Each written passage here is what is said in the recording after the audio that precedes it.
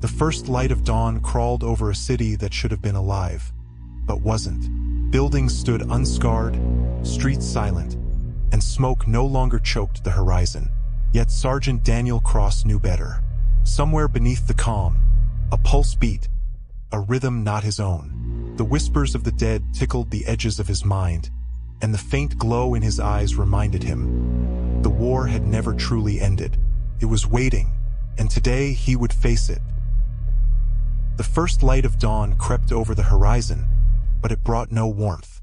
The city, once alive with commerce and chatter, had long been reduced to rubble. Sergeant Daniel Cross stood at the edge of a shattered boulevard, rifle slung over his shoulder, eyes glowing pale blue. Behind him, the whispers of Bravo Squad, Harper, Nolan, Ruiz, Taylor, Singh, lingered in the empty air. He was alone, yet the weight of every fallen soldier pressed against his chest. Flashbacks tore through Daniel's mind. The war had not started with a single battle, but with greed, suspicion, and fear. Nations fractured over scarce resources. Alliances shattered. Cities burned. He remembered the first mission, sent into the city to secure vital intelligence. What had seemed a tactical objective became a spiral of violence. Every order was questioned, every decision a potential death sentence. Daniel's memories were littered with screams, with Harper's jokes and laughter cutting through the chaos like sunlight through storm clouds. He saw civilians caught in crossfire, the innocent crushed under the weight of armies, and the first whispers of the echo. A faint hum, a ripple in the air that none could explain.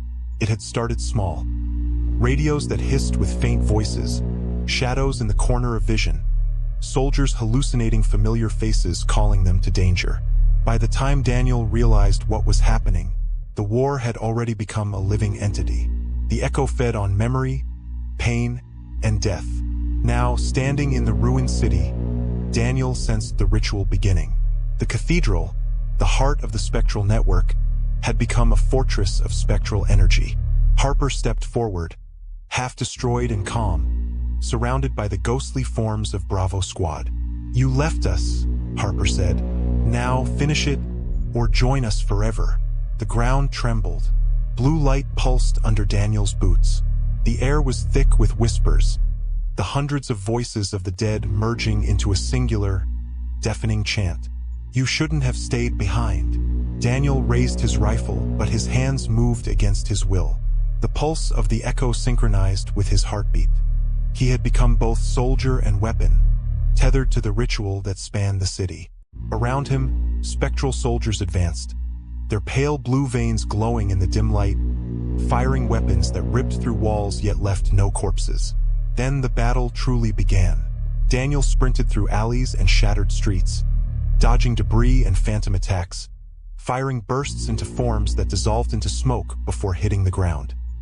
He ducked behind overturned vehicles, under crumbling archways, and through flames that ignited spontaneously, as if the city itself were alive and fighting. Amid the chaos, Daniel saw civilians, ghostly memories replaying in perfect clarity, caught in the repeating cycle of war. He understood then. The echo was not bound by life or death. It fed on the repetition of violence itself. Daniel ran toward the cathedral's bell tower, Harper at his heels. The pulse grew louder, a deep, resonant rhythm that rattled the bones. With a primal scream, Daniel hurled himself into the heart of the tower, firing his rifle directly at the glowing epicenter of the echo. The altar, carved with strange, pulsating symbols, glowing with pale blue energy. A shockwave erupted.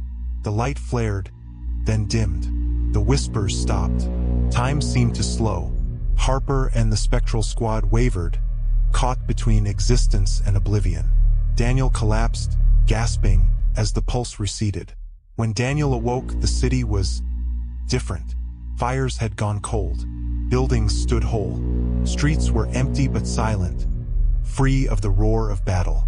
Fallen soldiers lay as if asleep, whole at peace. The wind was soft, carrying no scent of smoke or blood. Daniel walked slowly through the empty streets, each step echoing unnaturally in the stillness. He saw his reflection in a puddle of water, eyes glowing pale blue, the radio on his belt hissing faintly. The pulse was gone, but the connection remained.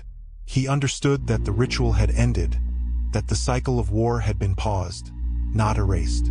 The sun rose fully, golden and calm, casting long shadows across the city. Birds returned to the sky, hesitant at first, then confident. Trees stirred in gentle wind. The silence was absolute, yet comforting. A fragile promise that even amidst chaos, peace could exist, however temporary. Daniel knelt among the sleeping soldiers, whispering a quiet apology. The city had survived, the war paused, and the echoes of the past, though still faint, were no longer deafening. The ritual had ended, and he, the living echo, had endured. Yet, in the back of his mind, he felt the rhythm returning, not as a heartbeat, but as a warning. Somewhere, far below, the echo waited. As Daniel rose from among the sleeping soldiers, the city bathed in golden calm. He felt the rhythm once more, not as a heartbeat, but a warning. Somewhere deep below, in the shadows of forgotten tunnels and ruined streets, the echo waited, patient, eternal. The war was paused, the ritual complete, but the story of fire and memory was far from over. And Daniel, the living echo, would hear its call again.